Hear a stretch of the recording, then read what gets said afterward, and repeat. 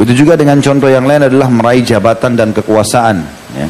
Memberi suap untuk mendapatkan jabatan hakim atau kekuasaan wilayah, baik itu kepala desa, bupati, gubernur, presiden akan sampai, atau anggota legislatif atau jabatan-jabatan lainnya, semua hukumnya haram bagi pemberi dan penerimanya. Ini juga dijelaskan dalam kitab sama, kumpulan fikih-fikih, ya, kumpulan pendapat para ulama dalam kitab namanya Al-Mawsu'atul Fiqhiyah Al-Kuwaitiyah, sama di jilid 22 halaman 222. Artinya Islam membolehkan kita untuk menjabat di jabatan di pekerjaan yang halal, tapi dengan cara yang benar, ya. Alangkah nyamannya teman-teman pada saat kita masuk ke satu lembaga, misal perbankan, dengan tidak adanya sogok menyogok, kita datang antri, gitu kan. Kemudian hak kita yang kita inginkan ada, ya, dia melayani kita dengan tulus hati, ya. Ini semua hasil daripada tidak dibukanya pintu sogok menyogok. Kapan dibuka sekali saja, maka akan membuat para pegawai-pegawai itu tidak mau lagi melayani dengan setulusnya, sehingga akhirnya akad dia dalam kerja kantor pun jadi haram. Karena diantara akad pegawai dia harus melayani dengan benar konsumen misalnya, ternyata dia nggak mau kecuali dia harus dikasih sesuatu, maka ini membuat pendapatan gaji dia pun itu menjadi haram karena dibuka dari pintu sogok menyogok tadi. Itu juga dia masuk dalam hal-hal yang mengambil haknya orang lain. Rishwa atau sogok menyogok itu nama yang disematkan pada sebuah pemberian yang bertujuan untuk membatalkan kebenaran atau untuk menegakkan atau melakukan kebatilan atau kepalsuan dan kezaliman. Sehingga ketika seseorang memberikan sesuatu tidak untuk membatalkan kebenaran dan tidak untuk menegakkan atau melakukan kebatilan, tapi untuk mendapatkan haknya atau untuk menolak kezaliman dan bahaya dari dirinya, keluarganya, dan hartanya, ini diperbolehkan. Orang yang memberi tidak berdosa, tapi orang yang mengambilnya berdosa karena mengambil harta yang bukan haknya. Juga sama dijelaskan dalam Al-Mawsu'atul Fiqhiyah Al-Kuwaitiyah jilid 22 halaman 222. Dan ini rishwa contohnya banyak sekali sebagaimana sudah kita sebutkan tadi dan tidak terbatas, tetapi ini contoh-contoh saja bagaimana fenomena di tengah-tengah masyarakat sangat banyak. Sehingga akhirnya terjadilah dosa-dosa besar yang lain. Jadi antara dosa besar misalnya dari sogok menyogok, yang pertama yang terjadi adalah dia mengambil yang bukan haknya. Ini masuk dalam dosa. Baik jabatan, baik materi, baik misalnya tanah, surat tanah kah, surat rumah kah, apa saja, ya. Dengan sogok menyogok maka akhirnya dia mengambil yang bukan haknya. Yang kedua, dia melakukan dosa kezaliman, ya. Karena dia menzalimi orang yang sedang diambil haknya, baik itu jabatan ataupun materi. Yang ketiga, dia sendiri memakan yang haram. Jadi dengan sogok menyogok, kemudian dia lolos bekerja, maka akhirnya pendapatannya juga jadi syubhat minimal. Karena dia sudah melalui sogok menyogok. Ada pendapat sebagian ulama ini masuk dalam kategori dosa juga, gitu kan? Maka ini juga dosa lagi, dosa besar yang lain, kan? Kemudian yang keempat masuk dalam dosa mencuri, ya. Karena orang yang mengambil sogok menyogok ini kata sebagian ulama tidak bisa luput dari pencurian.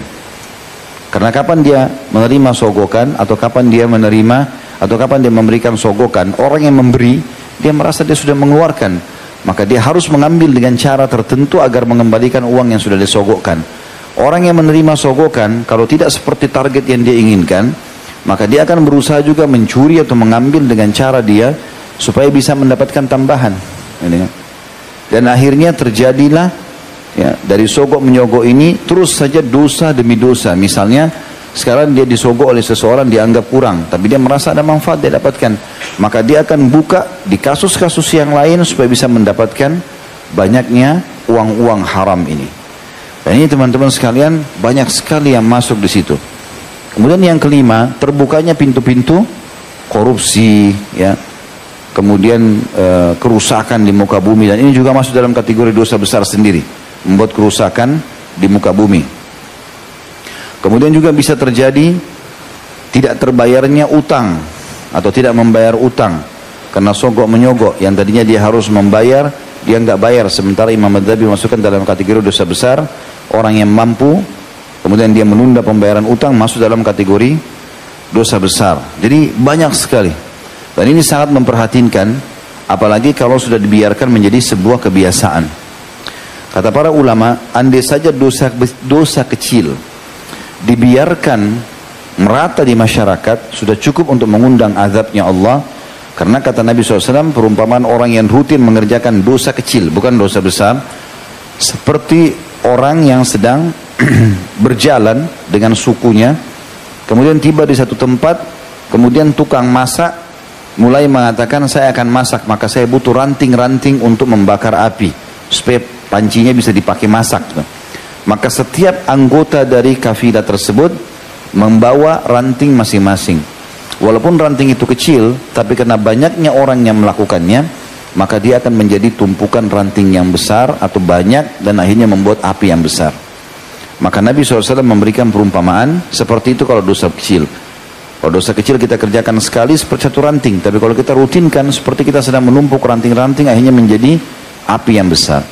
Itu dosa kecil. Bagaimana dengan dosa besar? Dan sampai kapan teman-teman sekalian kita selalu mengatakan, ya apa boleh buat, ya sudah begini. Ini selalu jadikan alasan. Tidak bisa, haram. Ya. Bagaimana sogok menyogok ini, kalau mau difahami tentang besarnya, besar dosanya, itu mirip dengan kalau kita bilang perzinahan misalnya. Ya, apalah dosa besar yang kira-kira ikhwan dan akhwat sekalian anggap berat di pikiran masing-masing. Datangkan dosa besar itu, misalnya perzinahan. Maka rishwa ini, sogok menyogok setara dengan itu.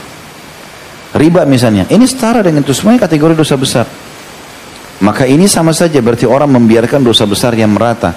Dan kapan merata dosa besar di tengah-tengah masyarakat dan tidak dipungkiri, maka akan mendatangkan azabnya Allah. Makanya Nabi SAW waktu ditanya oleh Ummu Salamah dalam hadis Bukhari Muslim, anuhliku wa fina salihun, apakah kami akan dibinasakan oleh Allah sementara di tengah-tengah kami ada orang-orang saleh? Kata Nabi SAW, iya, ya. Naam idza kathura al-khabath. Iya kalau keburukan telah merata. Ya. Jadi kalau sudah merata, sudah semua orang melakukannya, dan akhirnya orang juga menganggap itu adalah fenomena yang biasa, maka azabnya Allah akan datang. Dan itu sudah umum. Ya. Lalu bagaimana kita lakukan, Ustaz? Mulai dari diri sendiri. Mulai terapkan kebersihan, ya, dalam muamalah. Termasuk teman-teman, biasakan diri kita membantu orang tanpa berharap balasan. Ya. Coba latih diri untuk itu. Setiap ada orang yang minta tolong, selalu kita bantu. Mau diberikan sesuatu, kita tolak, gak usah. Latih diri. Itu akan menolak nanti fenomena sogok menyogok. Ya, gitu. Secara otomatis kita selalu berharap pahala. Makanya Nabi SAW mengatakan, Ishfa'u tu'jaru. Bantu orang lain, kau akan dapat pahala. Tapi jangan berharap balasan. Ya, jangan pernah berharap balasan, karena memang itu, ya, tidak bisa dipisahkan. Saya pernah bilang itu, tidak pernah dipisahkan antara muamalah seorang muslim dengan sosialnya. Bahkan kita kalau nagih utang dianjurkan kita memaafkannya. Kalau kita melihat orang kesulitan, kita dianjurkan membantunya. Selalu begitu. Bukan kita malah disuruh minta balasan, ya. Maka coba latih dari diri kita dulu pelan-pelan teman-teman sekalian. Baru insya Allah, kalau setiap kita yang hadir di masjid sini saja, Masya Allah sekian ribu orang, maka memulai masing-masing itu sudah luar biasa pengaruhnya. Allah SWT akan berkahi nanti. Kalau ada di tengah-tengah masyarakat satu wanita mulai, misalnya kita ini pakai jilbab semua muslimahnya, terus ada satu orang muncul tidak pakai jilbab dan dibiarkan, maka ini bisa jadi virus.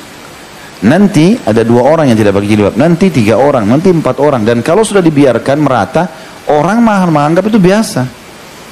Bahkan akhirnya terbalik nanti. Kalau kapan kebatilan dan maksiat dibiarkan, nanti akan berbalik. Dia dianggap ma'ruf, dan bahkan yang ma'ruf menjadi mungkar.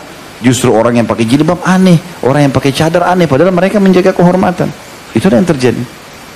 Akhirnya kita sekarang kalau nasihatin sogok menyogok ini nggak boleh, haram. Wah, ini garis keras nih.